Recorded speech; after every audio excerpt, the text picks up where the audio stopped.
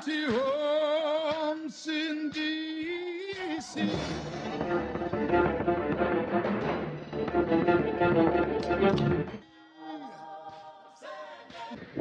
Maran, it's your girl Cecilia. Let's give a happy better Matata, and we are yet again on another episode of the PKs and Peace conversations. And if you don't know what this podcast is about, we are having conversations with PKs, with pastors, and with preachers. And today we have a whole package. We have a pastor's kid, we have a preacher, and he's also a pastor. So he's three in one, and he's gonna introduce himself to you guys. Thank you, Sister Cici. I am Hezron Depa, and yes, I am a preacher's kid or a pastor's kid, and at the same time a theology graduate. And today I am excited for this conversation. Having a conversation on the topic unequally yoked, and also the impact of the death of the Pope on the hermeneutics of the Seventh Day Adventist Church, the eschatology. So, my brother, I don't know what you would want to say on the topic of unequally yoked. Most of the time, when this phrase comes, unequally yoked, young people think of marriage, young people think of mojolo. You guys get me better when I say mojolo. And so yeah, what would you want to say on the topic of unequally yoked? Okay, yes, I do agree. Even me, formerly, or having a deeper study on this verse, the question, is it okay to have a girlfriend or boyfriend that is non-SDA? Okay. This verse, 1 Corinthians 6, verse, 2 Corinthians 6, verse 14, unequally yoked. However, upon a deeper study, okay, let me be clear with that, it's not wrong. It is included, but we will not, in our topic, in our conversation today, we will not limit it, because this verse is not limited to dating or marriage. But first of all, shall we have a brief overview, background, okay, 2 Corinthians, okay, if for those who don't know, but maybe most of us know that it was written by Apostle Paul. And for a brief context, brief content, what is the content of this book or epistle? One part of it is Paul defending his apostleship, Paul defending his ministry. He says that he is an apostle of God. And another part of it, it's about encouragement. There are discouragement in the Corinthian church.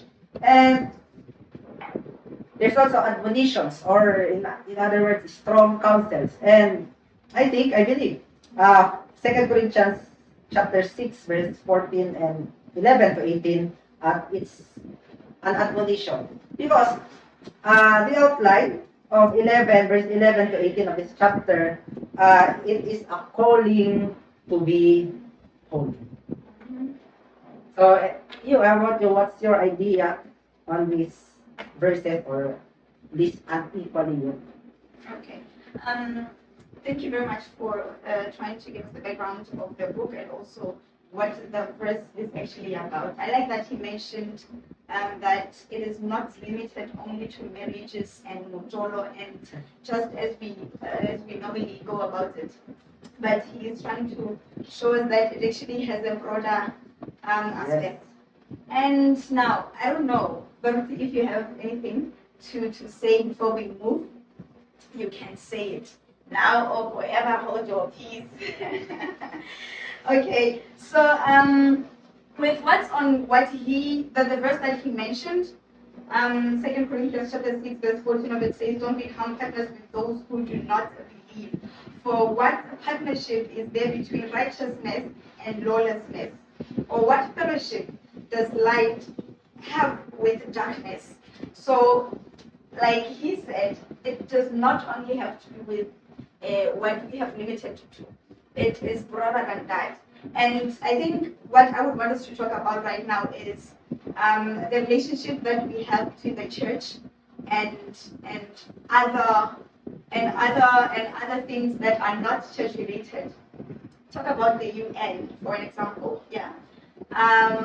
we have Adventist schools and many other schools that are church related that have that receive government aid. They receive aid from the UN, and all these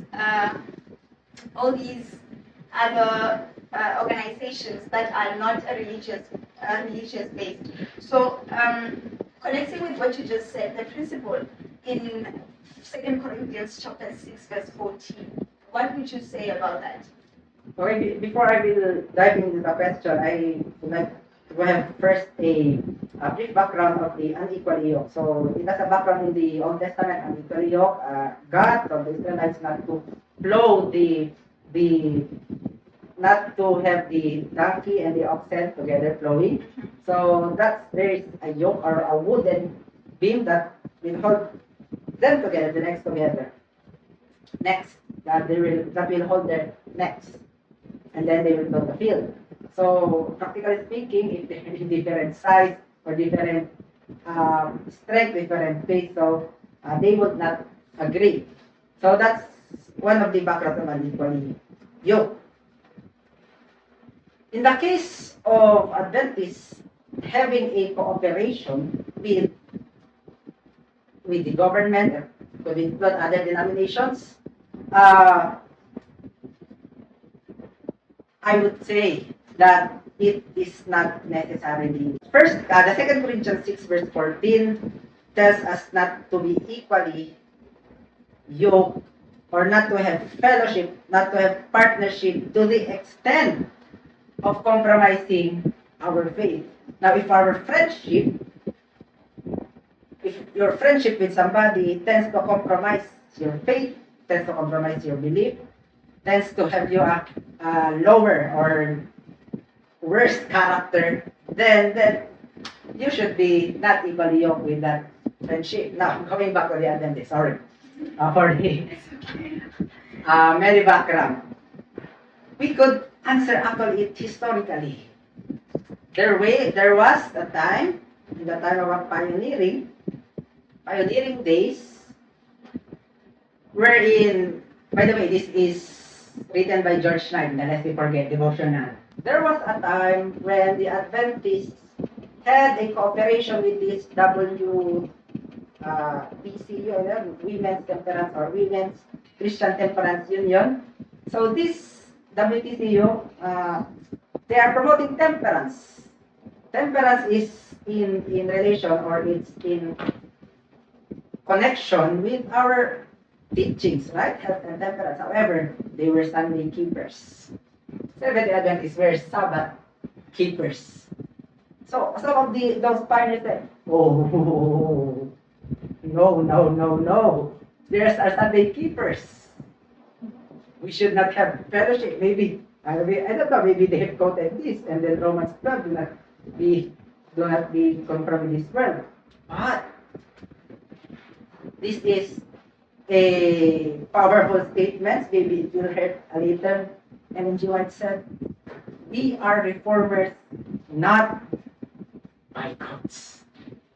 In other words, we do not have this, our opinion, we are the only ones right. You're wrong. Now, in relation to our cooperation with the government receiving aids, I do not see, even in that, do we compromise our faith? I don't think so. Do we promote welfare for the students, for the people? Yes. Because in our society today,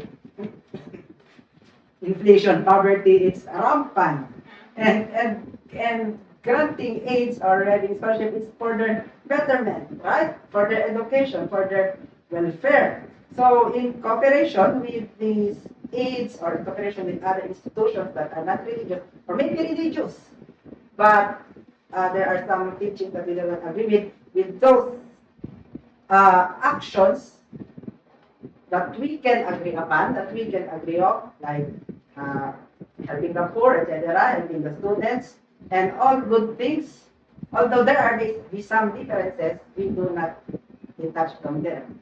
However, if some friendships or if some partnerships, for example, let me give an example. if we as a school will have a partnership from a cigarette or alcohol company. Okay? Oh, we're giving AIDS. We're giving, it will help the people. But in return, we will promote their company. Now we could see. We could see it. Furthermore, in terms of government, Paul in the Romans 13, it's very clear we are not rebels. We do not, as Adventists, yeah, we are reformers. We do not promote insubordination with the government. So, for the question, is it necessarily bad for those receiving AIDS or those having joining being in cooperation with those organization? It's not necessarily needed. As long as we do not compromise the truth. Okay. I think I like that as long as we don't compromise our standards as a church, there is nothing wrong cooperating with these people, especially because we are in no way against them. I don't know if you guys want to say anything, Baruti, in the background, if you would want to have us pass this one. So I think just to ask, it would be like, what would you think with our involvement with some organizations that helped in America? There was the Adventist involvement in helping illegal immigrants. It was in connection with the UN and other organizations that term themselves as self-help or helping.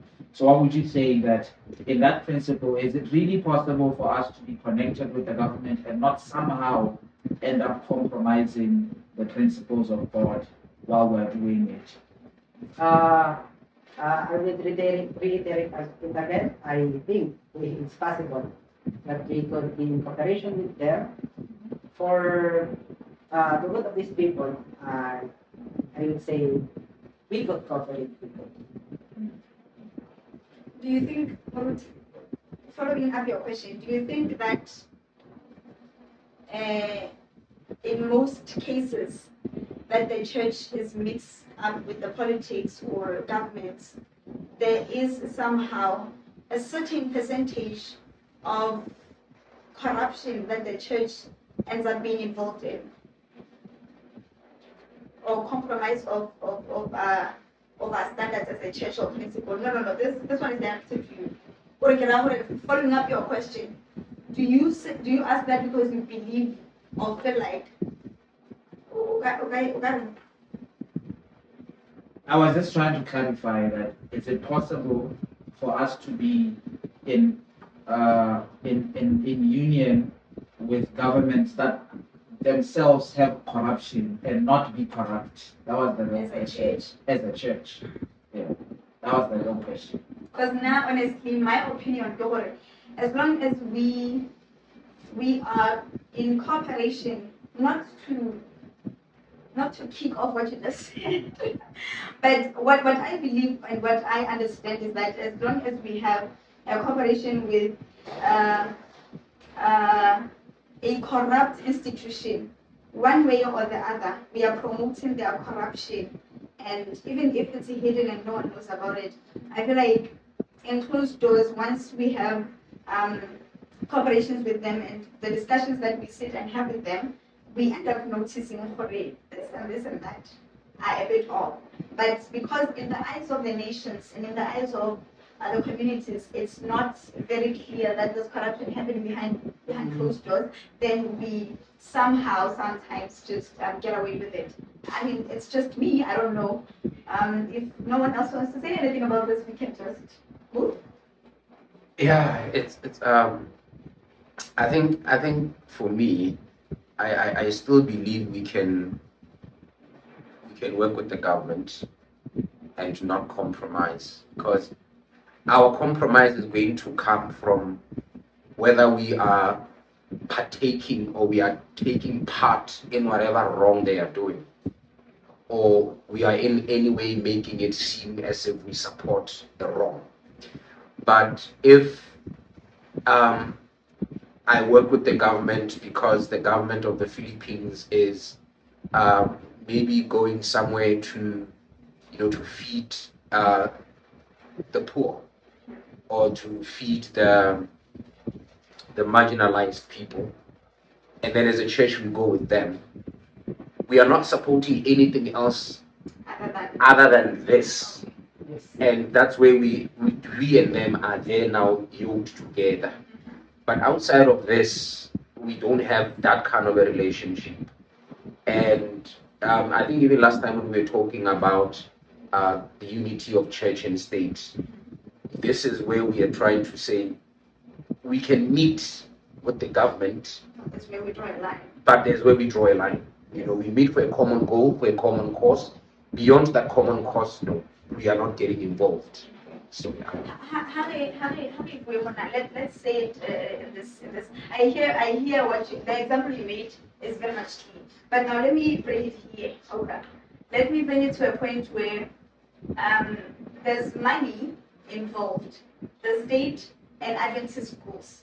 I'm going to make an example with universities in a certain part of the world where there's a man who loves to say so much that this particular university uses the state's money, and it is stolen money because it does not come out as clean directly into the school, but it comes and because it is corrupt money, but it is used to support the Adventist schools. What do we say in this matter? The argument to say, I very much understand it, that when we have a goal of feeding the poor and doing certain community works, I understand it very much. But now there's this other part of it, where it is a long-term partnership of a hidden mission.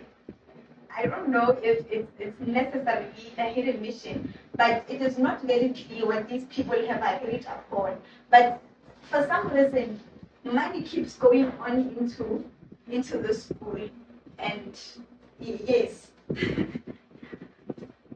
If you know the school, you know what I'm talking about. But yes. I know what you're talking Now, about. if the source of that income is not, let's say, dirty money, I in my view, should cut it. In the, at least in the eyes of law, I mean law of the land, you can be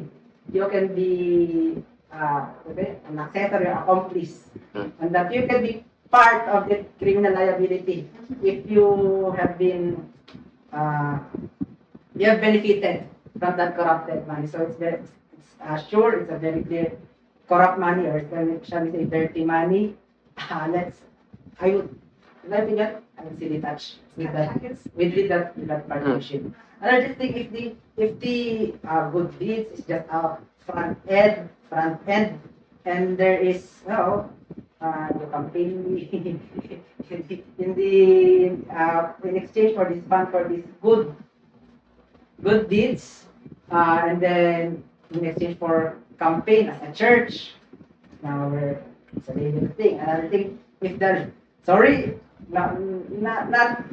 everyone, but if the leaders of a certain church organization is receiving, and then with the front end is going good deeds, I really we should cut with that.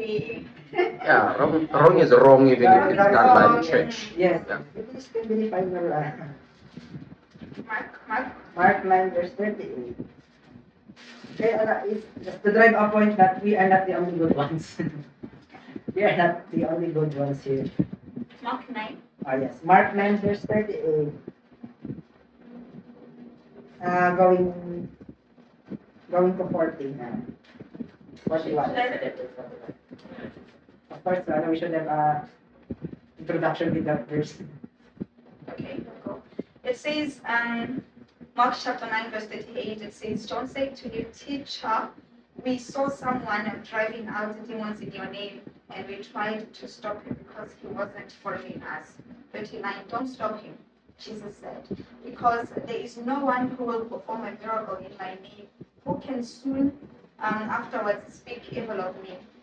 And 40, for whoever is against us, whoever is not against us, is for us. Okay, we have seen that, the story is the disciples. So, oh Jesus, he's using your name, he's doing miracles. And then, should we stop him? No. Maybe the thinking of this disciples is we're the only one who is good.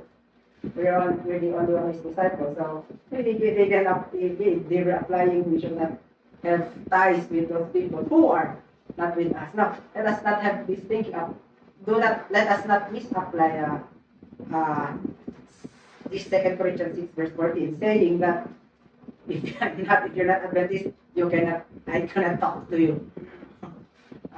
Okay? Part 9 verse 28 it says, verse 40 says, for who he who is not against us is on our side. God has also jewels, even outside, or who is not physical or technically within the Seventh-day Adventist Church. So, again and again, we apply 2 Corinthians 6 verse 14 to partnerships that will compromise or to destroy our faith. Another thing, so as we continue to this discussion, there was also a time wherein Peter was eating with Gentiles and then he saw the Jews. So he did not continue eating with the Gentiles. He drove himself out of the Gentiles, fearing that the Jews will see him eating with Gentiles or conversing or having a friendship with these Gentiles. So Paul rebuked him. Another thing, even Jesus himself had mingled with sinners, say drunkards, prostitutes, even Jesus himself. But with forming, I would say, forming intimate friendship, the friendship that you have, that you influence each other so much, we should not have friendship with those whom we know that can destroy our character, our faith. So that's how can we apply 2 Corinthians 6 verse 14. Also, maybe just to touch on this matter before we pass and go to the other topic. We tend to believe, I'm going back now to Mujolo and marriage. Yes, okay. We tend to believe that when we say equally yoked, we are only just saying we should be from the same denomination. I think I'm missing the point that even if we are in the same denomination, we should be on the same level of belief, because we could still be here together and have different beliefs and behave in totally different ways and live totally different lives, even when we are both Seventh-day Adventists.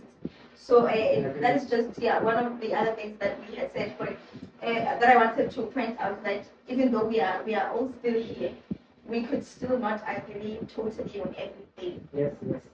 I can agree with that. And I could also say, going back to marriage, I could say that this verse can be applied. Again, not limited to, but can be applied to marriage. I would say that let us not find a boy or find a girl or girlfriend or boyfriend or husband or wife that is outside.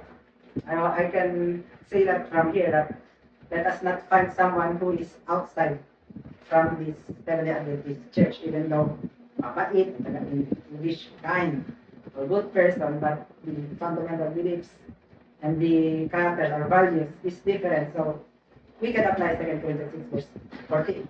However, there are some marriages, we can say intermarriages between SDA and SDA that has been successful. Okay?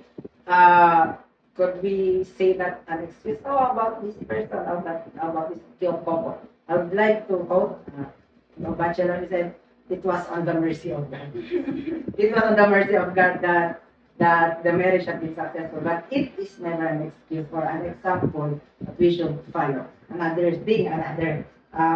We should touch this. What if you're already on that marriage? Should you separate or should you divorce? Okay, I have an answer, but what do you think? I think if they should separate. Oh, they're already there. Maybe they're first non-believers or anything, and then the other one have received the message. Upon receiving the message, oh, I have read 2 Corinthians 6 verse 13. Sorry, my love. Should you do that? What do you no. think? I personally don't believe that it is right for them to separate if they found this verse worthy already Yes. in it. I believe they can work on being together still and maybe evangelizing to one another or each other. What I believe God Himself does not want separation or divorce.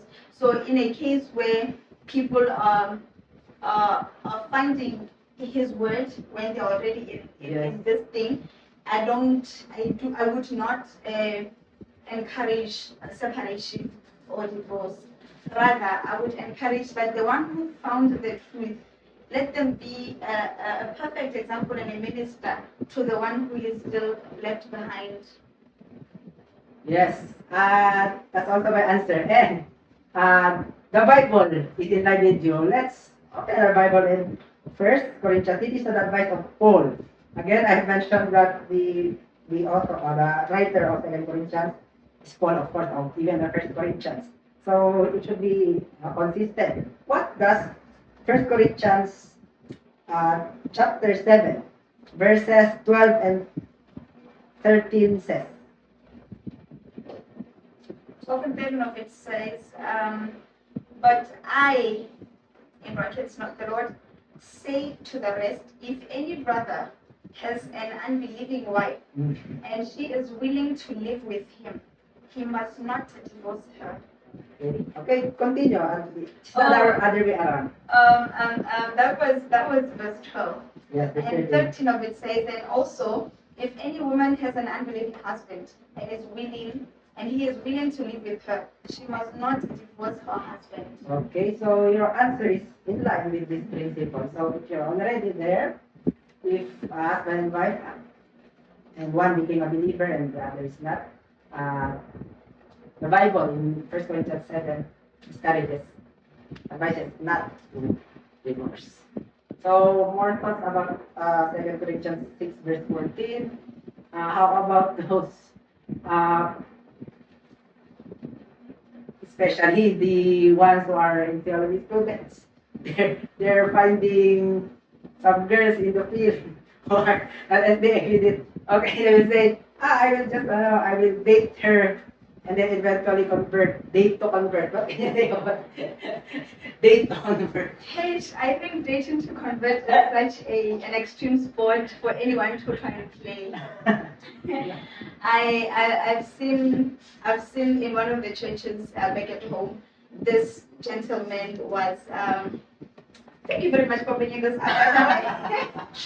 It just reminded me of this other incident. This man came into the church and he was not Adventist, and he stayed in the church because he wanted to marry this lady, and this man was there. He got baptized. He was eventually a deacon of the church. The day came that he married this lady.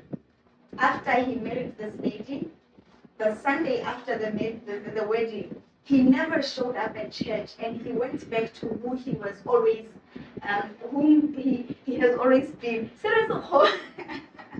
He went back to what he has always been and what he has always lived. So trying to convert to marry is very risky. Yes, let us never do that, okay? So to wrap it up, in all our associations, whether friendship, partnership, and marriage, let us be sure to prioritize Christ first. And what's on the news, we have all noticed, if not most of us, that it has been announced that Pope Francis, whose real name is George Mario Bergoglio, who was born in 1936, has recently passed on. It is said that he died on April 21st, 2025. And we are going to be going into that. And now the topic that we're going to be dwelling on is his death. What impact does it have on the Adventist eschatology.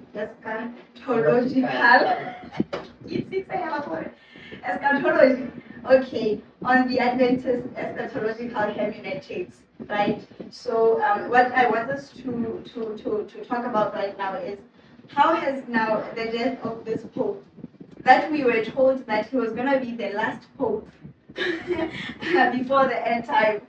Now that he's gone, what then does this whole thing do to our belief as a church? Okay, I cannot directly answer that question without going to the past. Can we go to the past? Let's go back. Okay, when I say past, we're not talking about his birth. We're talking about 538 AD. 538 AD.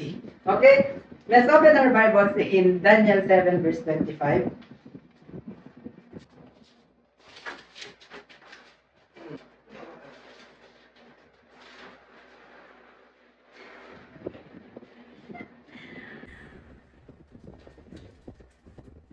Should I read it? Yes, Verse that's okay. 25. Daniel chapter 7, verse 25, it says,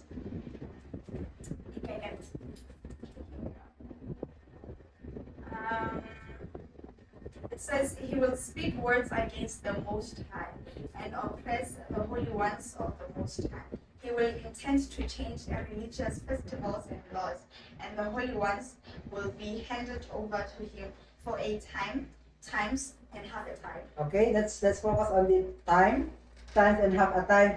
And then a similar verse in Revelation 12 verse 14, it also says times, and half a time. So how do we interpret it? In an Adventist interpretation, this time is 1 year, 360 in a Jewish calendar. Times is 2 years, 720. And then half a time is 360 divided by 2, 180. So if you that 360, 720 plus 180 is 1,260 days. Other verse in the Bible that talks about this topic is 42 months. Other says 1,260 days. And in the principle, we have the day-year principle. So 1 day is equals to 1 year. So 1,260 days is equal to 1,260 years. Now, what is our interpretation? Specifically, Adventist interpretation on this 1,260 days or 1,260 years. This is the time, okay, with the long background. This is the time wherein the papacy or the papal system is so strong within this time. What they were doing? They had attempted to change laws, times, and they are persecuting God's people. Is it necessarily the Seventh-day Adventists? No, the Seventh-day Adventists as a group or as an institution is not yet existent within this 1,260 within these years. So, 1,260 years is from 538 AD up to 1798 AD. This was the time of the peak of the strength, not just religious power, political power. So political and religious power. How political? The Pope, the Bishop, the Pope can command a king to kneel. He has a strong voice in the politics. So at this time, the papacy is very strong. What happened in 1798? By the way, within these years, 538 to 1798, the Reformation was within 1500s. You know, you've seen Martin Luther, John Huss, and all the reformers. You see, they can command a person to be killed. Why? Because these people did not agree with them. They can command a person to be excommunicated. Because of their so-called, they considered those truth of the word, of the Bible, as heresy. So, that's their power. What happened in 1798 is General Berthier, under the command of Emperor Napoleon, exiled or what do you call that? Hinuli in Tagalog. Exiled this Pope Pius, I think the 6th, Pope Pius the 6th.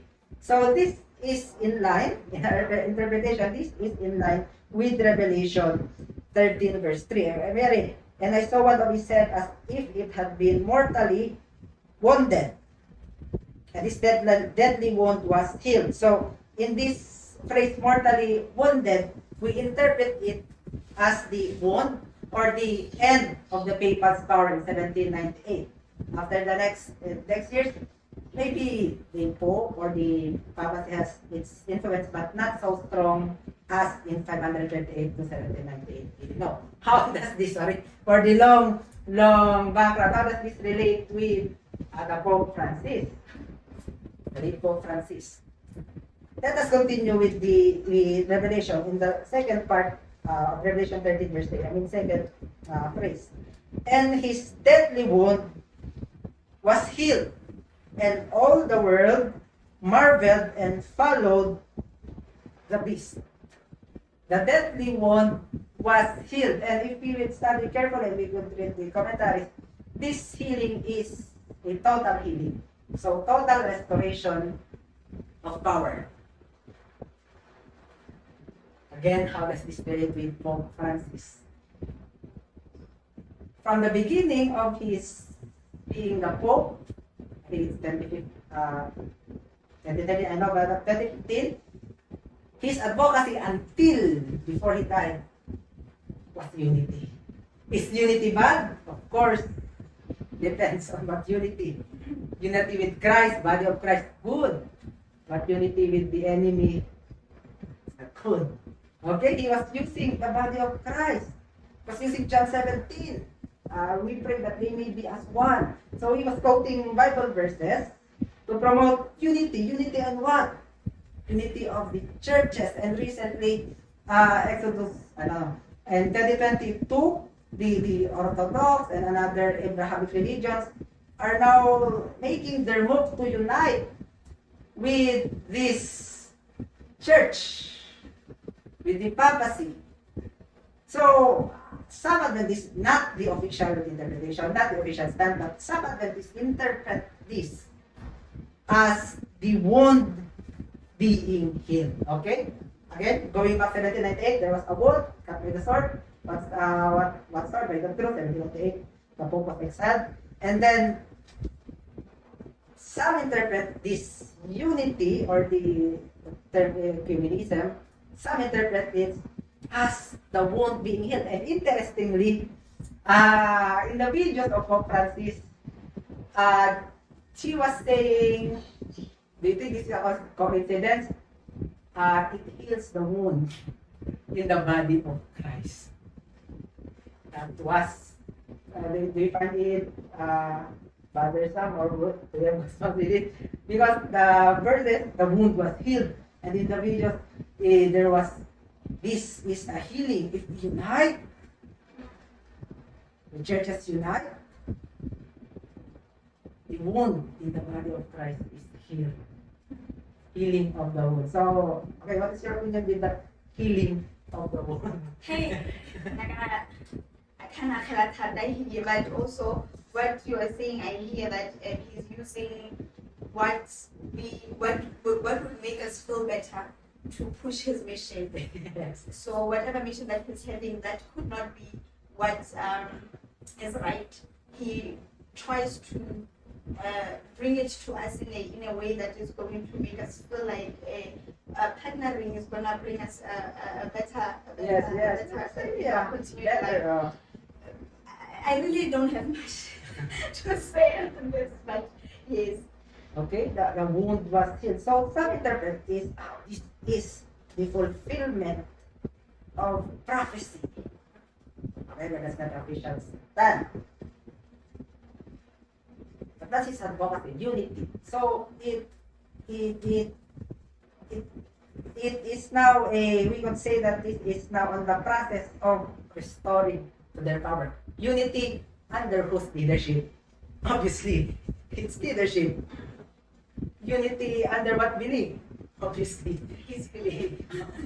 No, not his personally, but the belief of the Catholic Church. But interpreting in Revelation 3 was healed, and the Bible commentary says so.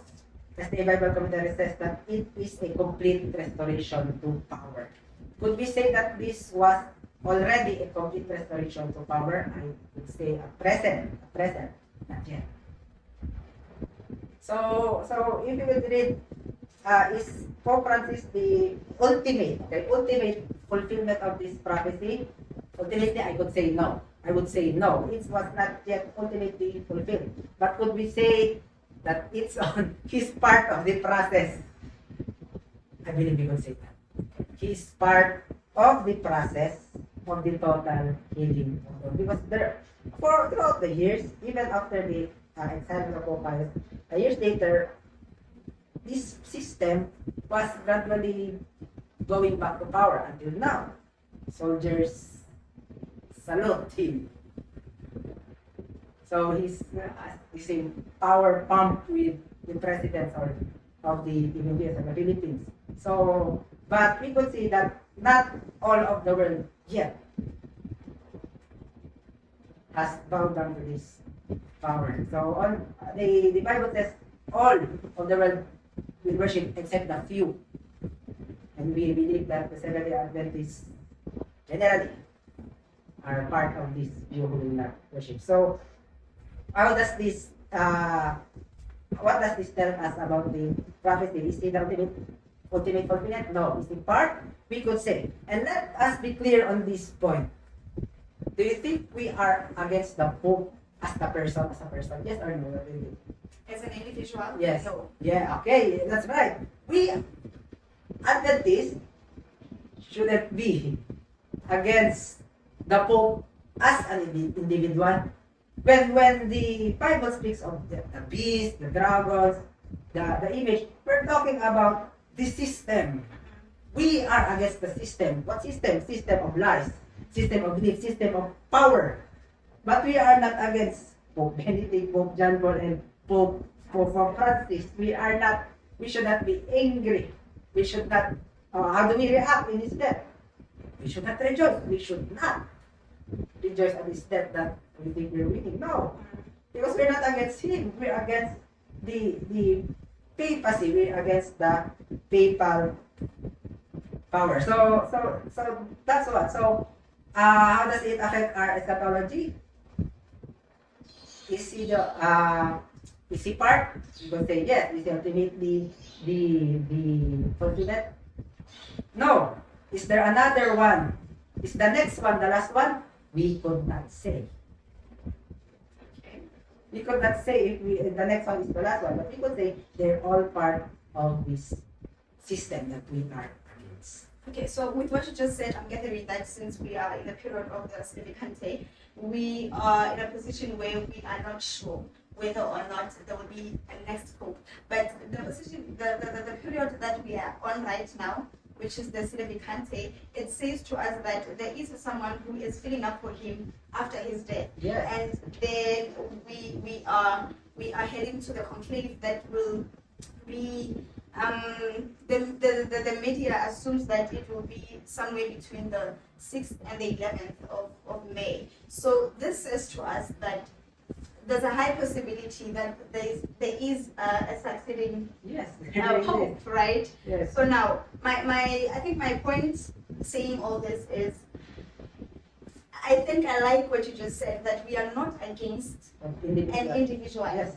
But what we are preaching against or talking against is the office that he Yes. fills, right? So with that being said, then I'm going back to my first question of how does it affect our hermeneutics on this whole matter, and I want to say that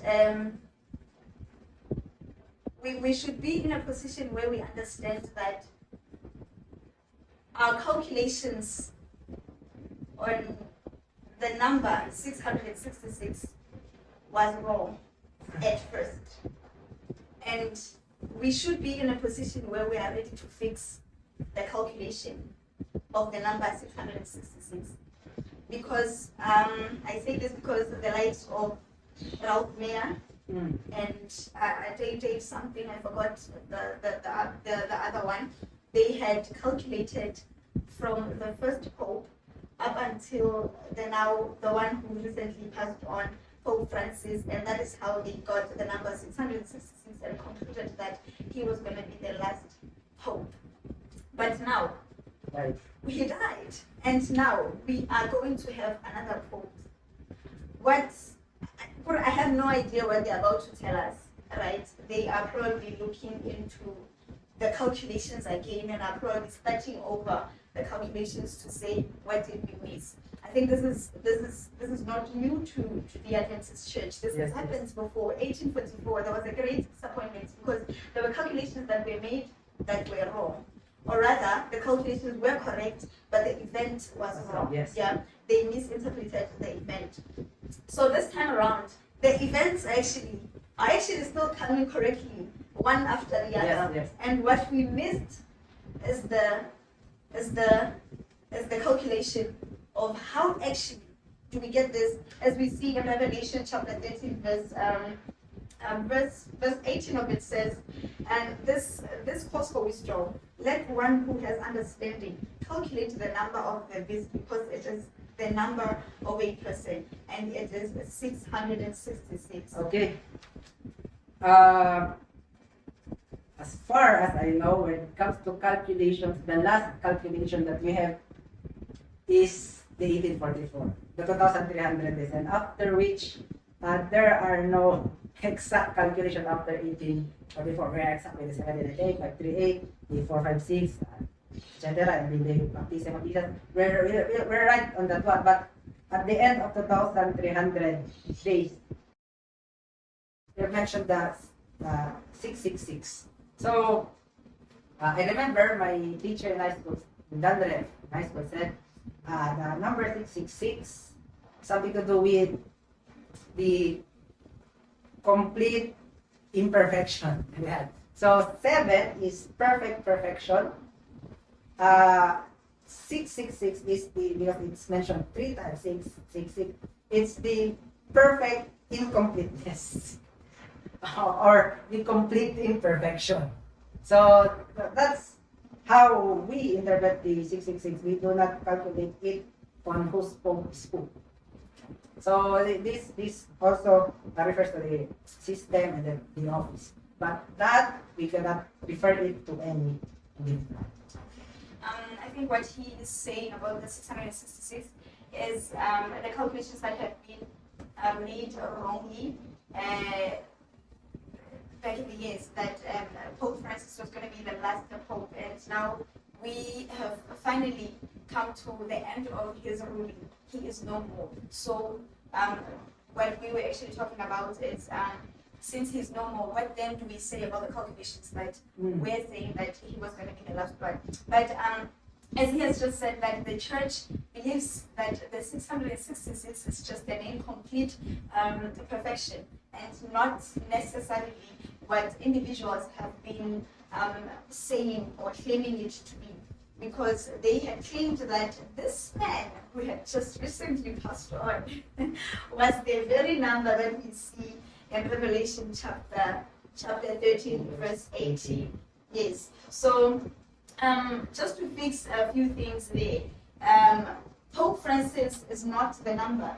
Even though the Bible says that those who are smart will be able to calculate it because it is a number of a person, and people thought and calculated stuff and came to a conclusion that this particular individual is what the Bible is talking about in this book. It is not the case.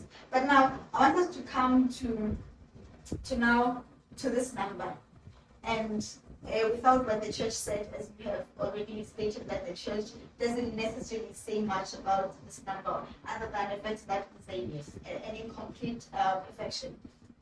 We see on the papal tiara, the words or the letters that we see on the papal tiara, the Roman words or the Roman figures that form a word on the papal tiara, which are vicarious filidae. And there are calculations that are also going on with what is on the papal tiara. That number, that is the vicarious filidae is calculated to be the 666. So, would you wanna go into that? As of now, I cannot say that this is the fact or this is false. But even within the scholars, I would say, I forgot the names, there are even some scholars who disagrees with the vicarious filidae in 166. So some have claimed that they went to the crown or the tiara, and they claim that they did not find those letters. Okay. Okay, so to be honest, I don't say that I don't have confirm as of now whether it's a fact or it's false. But as far as I know, 666 is the incompleteness. And it's the number of letters. Okay, so I don't know if you guys have anything else to say, but I think I want to still sit back on this, the words on the Pope's crown, vicarious filidae. Do you guys believe in the calculation that is being made on it, considering the fact that this crown is worn by each and every pope that is in power all that time again. Yes. So we see that the Bible states that this number is of a person. It's of a it is a person. So with what is on the crown, the meaning of the words on the crown is the representative of the Son of God, right? So if it is the representative of the Son of God, this means that the Holy Father of the Catholic Church claims to be the representative of a God on earth. And that alone is blasphemous. Yes. That alone says to us that he is handing himself over to us to say, nah, I am what the Revelation 13 is talking about. I am becoming blasphemous because I say that I am representing a heavenly being on earth. Yet you are not a God. So there is he's the vicar. A vicar of Christ. I guess it's simple, right? We have to first follow the biblical lead, right? Like he's right. A lot of scholars have a lot of views based on the matter, but wisdom then suggests that the Bible, in I think in Revelation, you read it, Revelation chapter 13, verse 18, says for wisdom to count, like it gives us allowance to calculate, and through wisdom to calculate and assess what exactly this number represents. With all other things, we are not given the allowance. With the coming of Christ, we are not given allowance. Nobody knows the hour nor the time, not even I know. Only the Father knows, right? With who will be the last pope, but when it comes to this number, it is specifically that we are given allowance to dissect and find the meaning of the thing. So, which means because we use historicist, I think Pastor will go into that, the historicist interpretation, which is an analysis. It involves intertextual implementation of analysis of texts, of different texts, and also biblical typology. So to see what this means, this, and then we go from there to there. Now, one of the things that we notice is in Revelation chapter 13, it introduces two beasts, right? The first beast is what rises from the sea, right? And it resembles the Daniel's beast that we saw, which is a typology. There's a Daniel's beast that we saw in the book of Daniel, right? The leopard, the bear, and the lion, right? It indicates what? A composite religious political power. Yes. Now, it's rooted in what? the earlier kingdoms. And then now what we find is the second beast. Now the second beast is now the lamb-like, which now goes back to the issue of vicar, the vicar, right? He says it's the lamb-like, but he speaks as a dragon, suggesting what deception and what religious power and coercive influence. Now, the number itself, the Bible says, let him who have understanding do what? Count the number or calculate it, right? Which is the number is what? 666. The Greek word for count, it literally implies the arithmetic calculations, not merely symbolism, not to figure it out. It literally means to calculate the arithmetics, to go through calculations and maths and everything. It's not just to try and figure out, oh, it might mean this, it might mean that. No, there's a calculation in place, which means there is a formula that can be followed. That's the Greek word in the original. And then when we identify the power of the beast, using Daniel chapter 7 and Revelation chapter 18, in the parallel, the beast is interpreted as what? A dominated religious institution, right? It's blasphemous against God. I heard you saying blasphemous. You need to fix that. It persecutes the saints. Really? It persecutes the saints, which is in Revelation chapter 13 also. And then what does it do also? It reigns for what? For 42 prophetic months, which is 1,260 days, years, right? And then it demands what? Worship. Now, all this is seen as a point towards a system, right? It's not a single individual, Yes. as Pastor has been saying. Specifically, one that claims authority, which is divine also. And it persecuted what? The dissenters, and it dominated European history for over a millennium. And I think we got the historical context. And also we were told about the wounding of this system.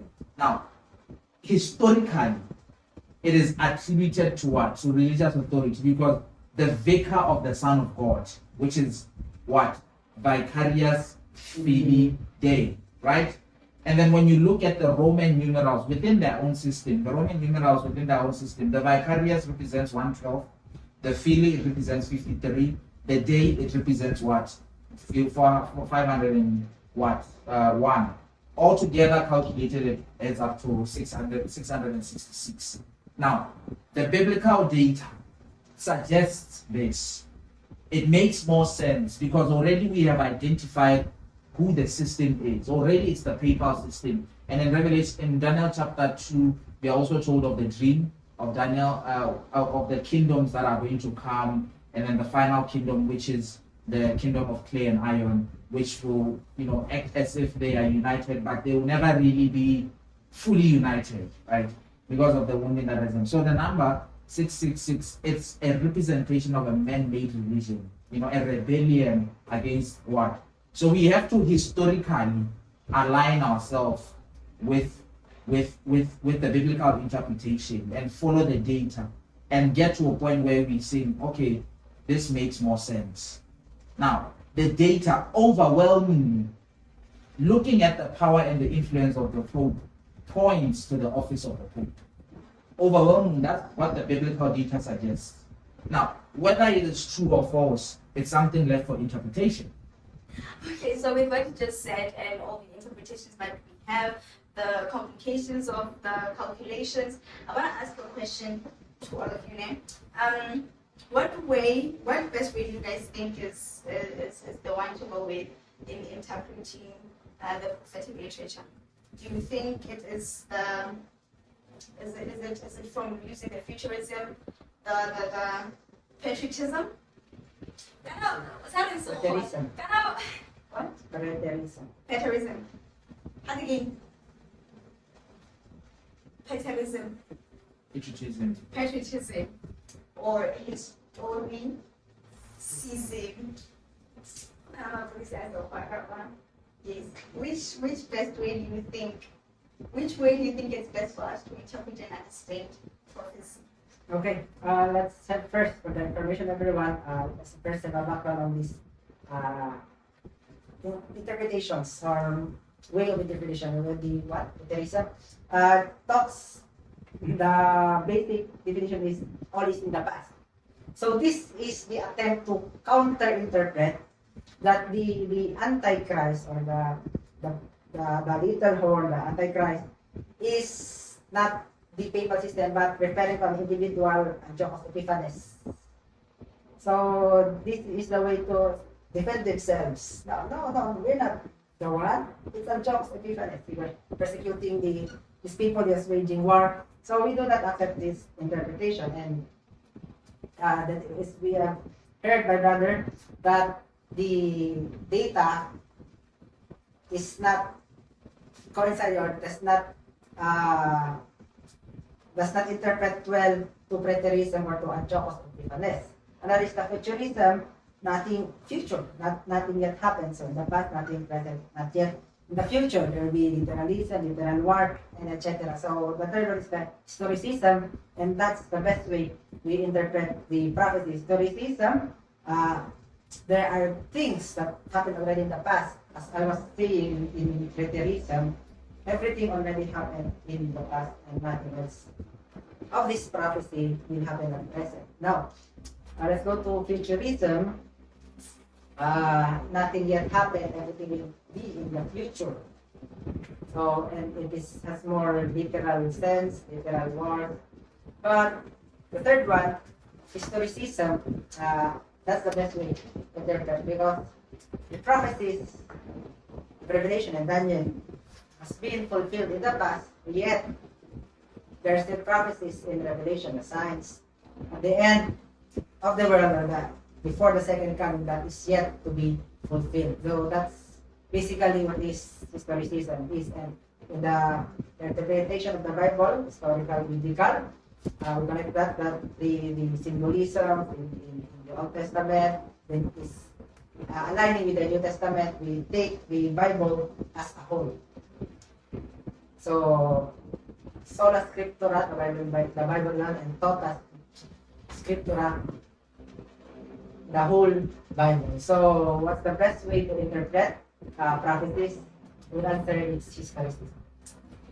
Thank you very much for answering that question. If there's nothing that you guys want to say, I'm just going to move to ask you guys the last question. Okay? Considering the fact that we already categorizing the office of a pope in a certain manner, do we think that all popes are going to hell? Okay. That's a very heavy question. And I would say that the judgment of their fight, of their destiny, of heaven or hell, is not ours to determine. However, are there instances in the Bible that some people are part of this system? We have Nebuchadnezzar. So he's part of the kingdom, the gold king of Babylon, but he repented afterwards and he praised God. And also Cyrus of the Medo-Persia, that he was deemed as the instrument of God. So with that idea, we would say that not all popes will be judged and well, it's not for us to determine. Okay, thank you very much. I think we've come to the end of our episode today, and if there's nothing that we want to say, we might as well just call it a day. Thank you very much for coming and honoring our invite, and most of all, thank you very much for sharing your knowledge with us and being here. And also, thank you guys also for staying with us until this far. Please don't forget to like, to share, and comment. And please don't forget to subscribe. He is Brother Hezron Akhdeba on Facebook. And if you want to follow his work, you can just look him up on the Facebook page, Hezron Akhdeba. Is that correct? Yes. So, yes, you guys, please don't forget to subscribe. See you in the next video. Bye.